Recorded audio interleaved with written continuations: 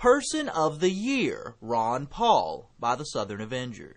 People often mistake being named Time magazine's Person of the Year as an honor, but that men as sinister as Adolf Hitler, Joseph Stalin, and Rudy Giuliani have all been given the title suggests otherwise. According to Time, the award is primarily a recognition of influence, and by that measure, the 2009 selection of Federal Reserve Chairman Ben Bernanke makes sense. Explains Time, the Fed is, quote, an independent government agency that conducts monetary policy, which means it sets short-term interest rates, which means it has immense influence over inflation, unemployment, the strength of the dollar, and the strength of your wallet. Powerful and influential indeed. But using Time's reasoning, the same award could have been given to Alan Greenspan, Paul Volcker, or any other chairman in the history of the Fed. It is amusing that if simply being in charge of the powerful institution warrants such recognition, a Fed chairman has now received it during a time of serious economic downturn. And Bernanke likely won the award because his celebrity had been elevated due to the economy going south. It's sort of like giving special recognition to Tiger Woods for making so many headlines recently. While ignoring that, it is his personal recklessness and infidelity that has contributed most to his career and marriage going south. So instead of giving props to Fed chairmen who've screwed up the economy, why not praise someone who spent his entire career opposing the central bank? Not to mention being ahead of the curve, often alone, on some of the most pressing political issues of our day. In terms of elevated profile and increased influence, it's hard to imagine a better candidate worth recognizing as Person of the Year than Texas Congressman Ron Paul. For starters, Paul agrees with Time that Bernanke should be Person of the Year because he truly is, quote, the most powerful man in the world. Paul notes that Bernanke can, quote, create $1 trillion